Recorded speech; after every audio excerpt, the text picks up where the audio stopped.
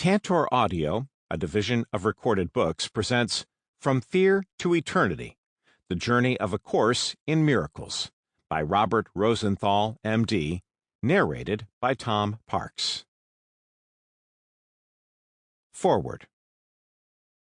This book is an exploration of A Course in Miracles, a self-help study course in mind healing that was first published in 1975.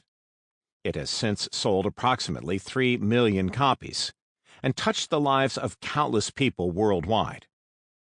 The course is a channeled text, meaning that the individual who wrote it down, Helen Schucman, did not consider herself as the author.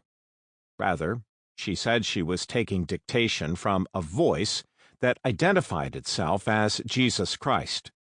Her associate, Bill Thetford, helped her in the transcription and editing. This book is the third in a series by Robert Rosenthal, M.D., co-president of the Foundation for Inner Peace, the course's publisher.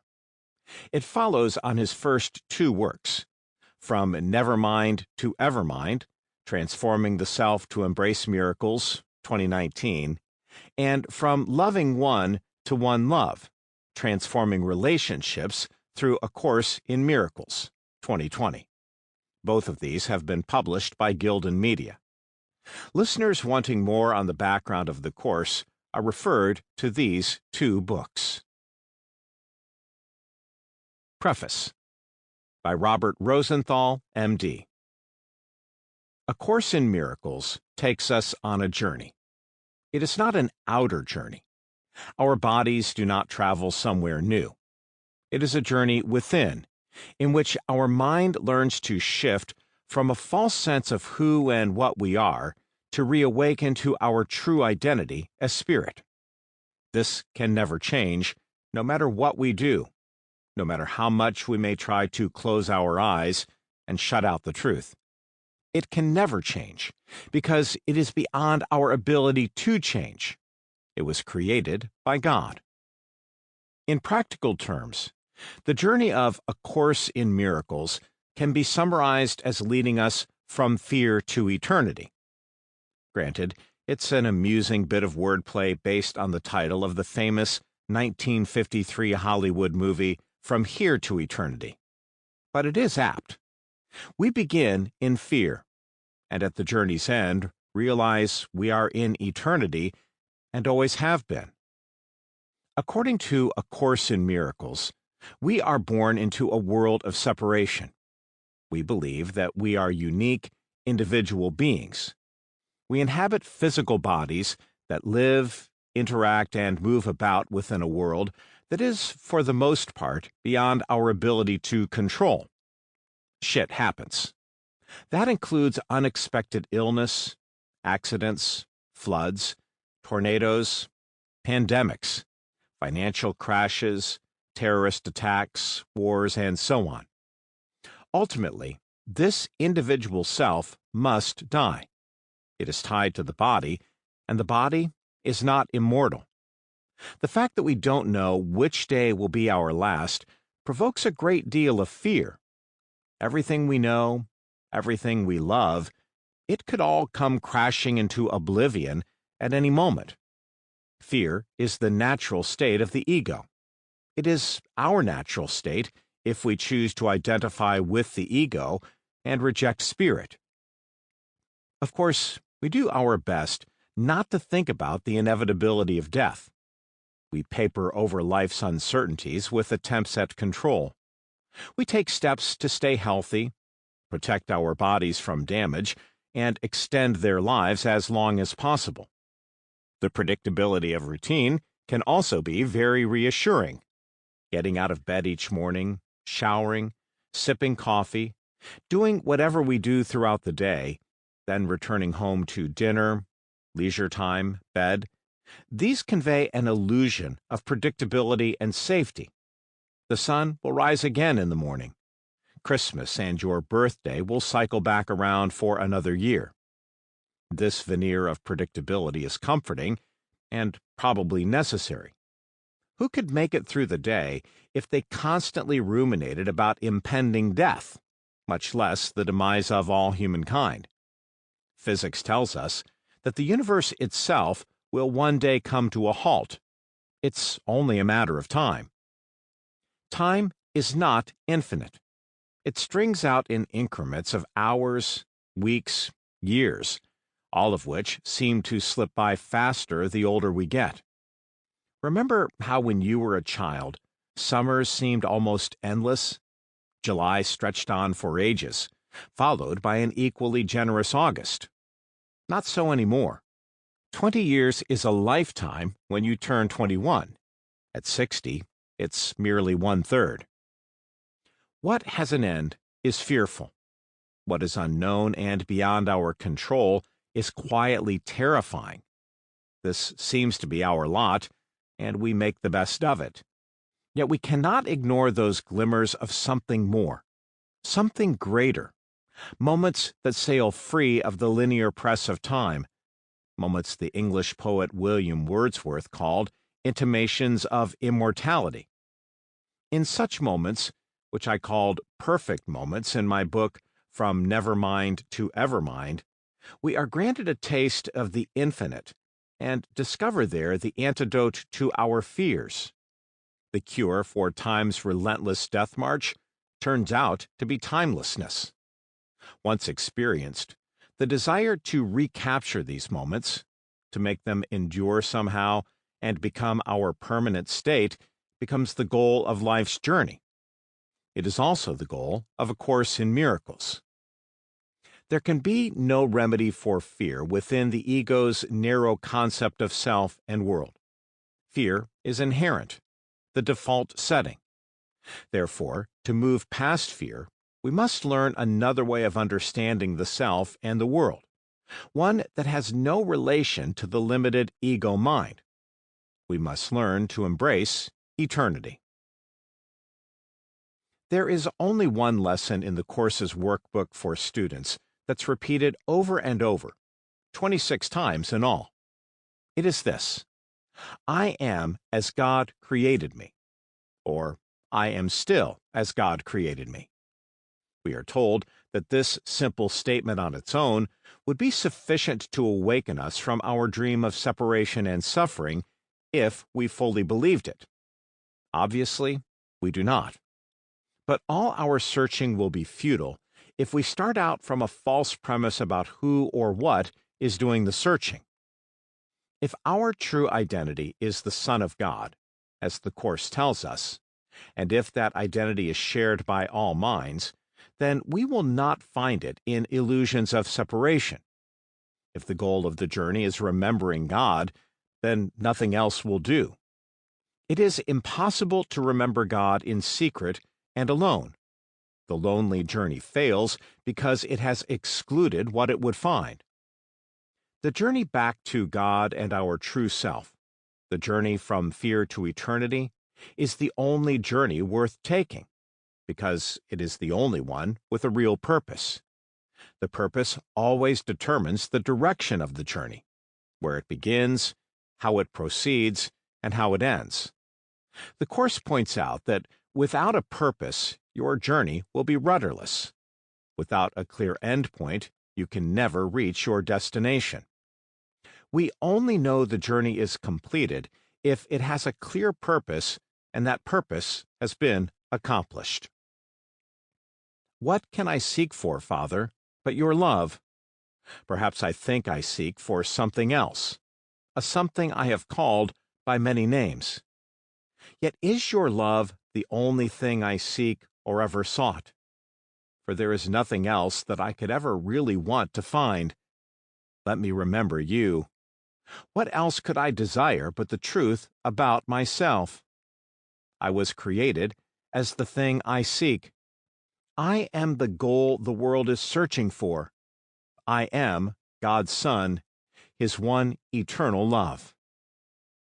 In the sections that follow, we will look at various aspects of the Course's teaching that lead us past the obstacles to peace and open the way to the final goal, God. Chapter 1. The Journey. The journey to God is merely the reawakening of the knowledge of where you are always and what you are forever. It is a journey without distance to a goal that has never changed. The journey is not long, except in dreams. When I was younger, I loved to travel. At the age of 16, I backpacked through Europe and Scandinavia with a friend on a rail pass. At 25, I embarked on a trip around the world, only to break my leg hiking the South Island of New Zealand, which forced me to return home. I have driven across the United States multiple times on different routes: Interstate 80 through the Midwest and Rockies, Interstates 30 and 10 through the endless expanse of Texas and the Southwest, and I-90 through Minnesota, North Dakota, and Montana. I've been stopped by less-than-friendly cops and by glowering thunderstorms that shed rain so furious that the windshield wipers couldn't keep up. What was it I sought on these excursions? Adventure, that's for sure, so long as it never veered into real danger. A sense of freedom from the daily routine. Days where my only concern upon awakening was how many miles to cover and where to overnight. And of course, the encounter with new people and different cultures, like the elderly Swiss couple I passed as they strolled down an alpine path. They responded to my exhausted query, "How much further to the top?" by quipping that the answer depended on where I was from. I also enjoyed the cachet of having traveled to so many different places at such a young age on my own. I wanted to impress and to be impressive. Looking back, I also think I was testing myself. Could I handle navigating my way through a city like Amsterdam, sleeping in a train compartment with strangers who didn't speak English, being out of contact with my family for weeks at a time? Remember, this was in the era before mobile phones and the internet made a video call to Germany or China as easy as calling next door. But there is a strong appeal in the notion of setting out to discover something new. It's almost a primal urge, something hardwired into the structure of our psyche. We grow discontent with the known. We want to fling wide the door to change, flee the cloying press of the familiar, and depart for distant horizons. We are eager to discover hidden treasures, a gem of a restaurant, a secluded beach, an amazing conversation with someone we've only just met, or some far-off land where no one knows who we are and everything sings of starting life afresh. Journeys hold the promise of new beginnings. Such is the appeal of the journey, but also its terror. As much as the notion of change calls out and thrills us, we simultaneously fear it. The moment we abandon the familiar and set out on a journey, a host of what-ifs swoop down on us, like hordes of cave bats awakened from slumber, flapping about in the dark corners of our mind. These what-ifs can be powerful and persuasive. They whisper of the perils that might befall us on the journey, suggesting that perhaps we should be sensible and give up before we've even begun. What if things don't work out? What if we lose our way? What if we're attacked and robbed? What if the journey actually kills us? It's always a possibility. What treasure could be worth dying for? Or the more mundane and likely possibilities, what if the destination turns out to be nothing like we imagined? What if it's disappointing, boring, and not all that different from home? Let others sally forth to discover new worlds. We'll snuggle up at home with a good book and do our best to be content with the world as we know it. The moment we accept this, however, and cancel our plans, the urge to set forth on the journey rises up and beckons once again. A high school English teacher of mine once opined that all literature falls into two categories. They are exemplified by the children's books Winnie the Pooh and The Wizard of Oz. Pooh and the lovable characters who live alongside him never journey anywhere, except perhaps for a friendly social visit and a cup of tea. No one strays outside the 100-acre wood. Their dramas are interpersonal, and they play out within its boundaries. It's as if there were no outside world. This has its charms. The 100-acre wood could be any town or community anywhere in the world. You can live comfortably within its borders your whole life, should you choose. No wonder Winnie the Pooh has remained so popular with young children. They need, above all else, to be reassured that their relationships are secure. They crave a stable home base, not a journey they're totally unequipped to take. By contrast, The Wizard of Oz is all about the journey. Dorothy has grown restless with rural farm life. Her aunt and uncle are caring but ineffectual. They make no effort to help save her dog, Toto, from being abducted and put to sleep. To save her beloved pet, Dorothy must venture far from the bounds of home. Her inner turbulence is mirrored by the twister that spins into her life, uprooting the house where she lives with her aunt and uncle, and whirling it away from the familiar black and white wheat fields of Kansas into the marvelous, terrifying, in-living color land of Oz. In Oz, Dorothy is no mere orphan farm girl. She's an instant hero, for she has slain the detested Wicked Witch of the East by dropping a house on her. But Dorothy is pursued by the witch's sister, the even more terrifying Wicked Witch of the West, who seeks to avenge her sister's death and reclaim her magical ruby slippers, which Dorothy now wears. Yet Dorothy's sole wish is to return home. Accompanied by her newfound companions, the Scarecrow, Tin Man, and Cowardly Lion, she sets out on a journey, a quest to seek the counsel of the all-powerful Wizard of Oz, in the expectation that he can grant her wish and return her to her Kansas home.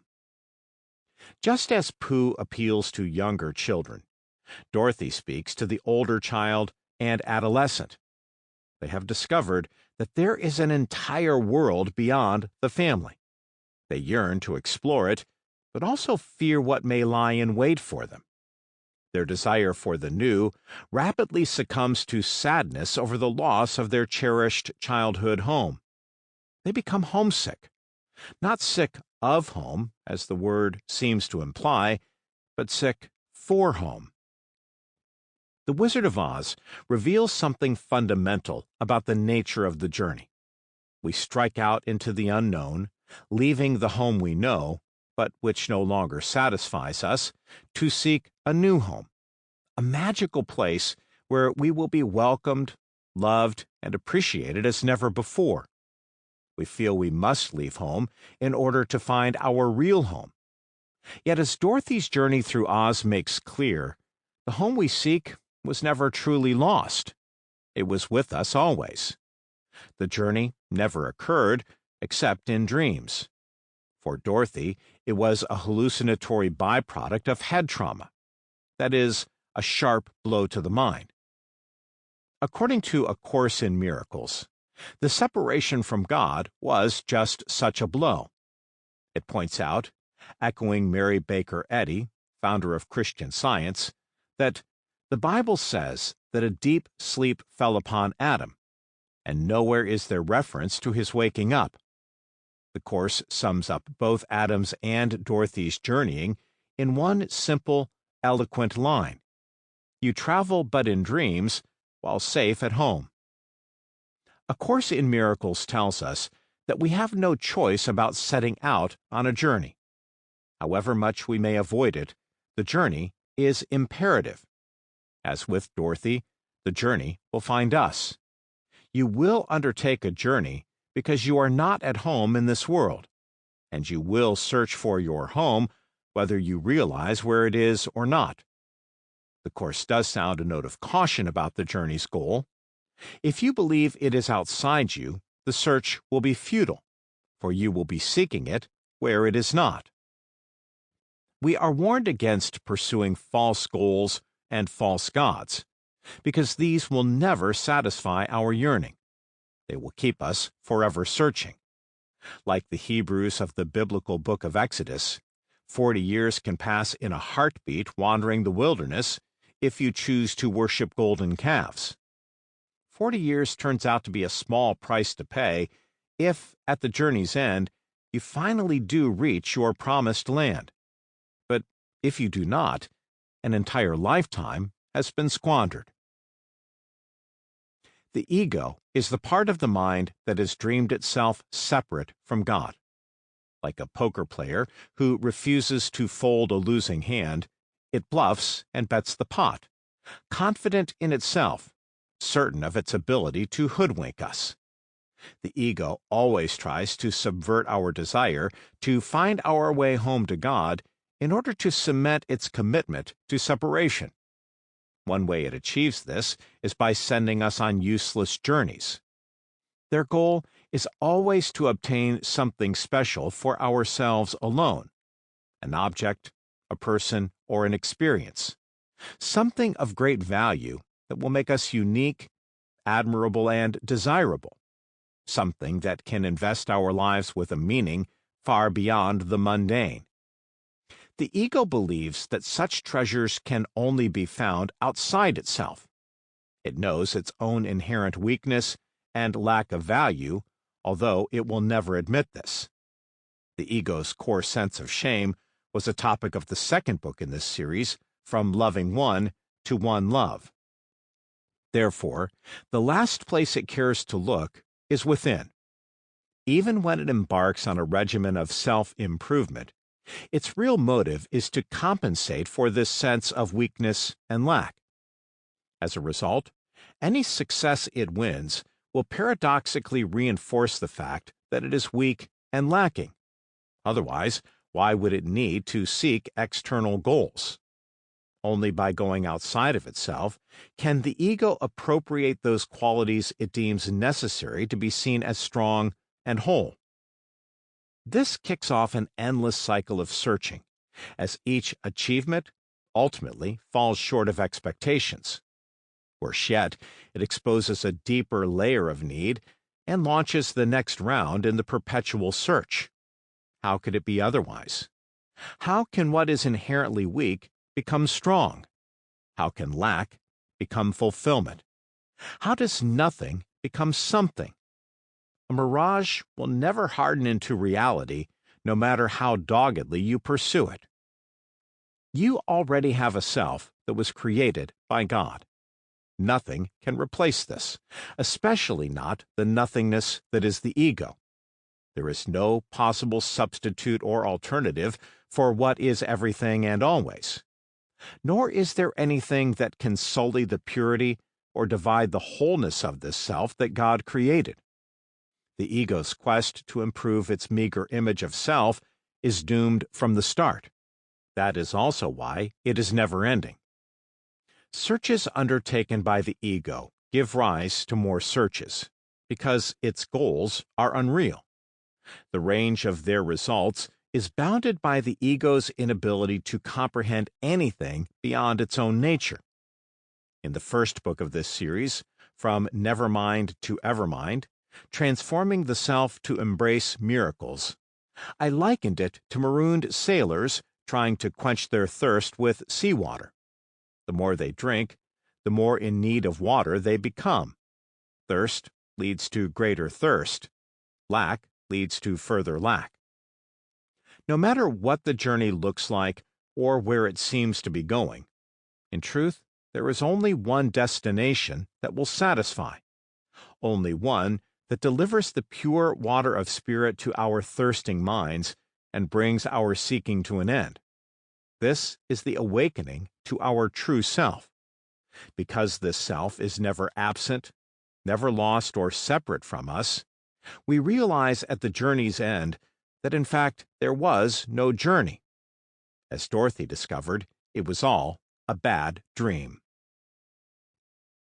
The journey through space and time.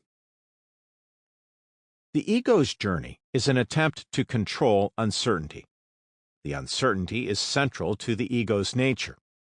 The ego projects its frailty outside of itself in a futile attempt to free itself. This gives rise to the world in which we live. Because that frailty cannot be escaped through projection, it remains inherent in this world of the ego's making. It is a world populated by separate, individual bodies, a world defined by limitation and differences. The body itself is a limit on the expansive reality of spirit. It can exist only in one specific place at one particular time. Our experience of space is limited to what our five senses bring to us. They perceive only a small fraction of the world. We can only mentally process a far smaller slice of whatever our senses focus on in a given moment. Watch TV, and you miss the sound of birds outside your window. Stare at your phone, and you miss pretty much everything. The five senses slice and dice the world into discrete objects and events. That which we see, hear, touch, taste, and smell becomes our world. There is no room for what lies beyond, and there is certainly no place for the vastness of spirit. What is limited cannot contain what has no limits. Like space, time is also a limit on eternity.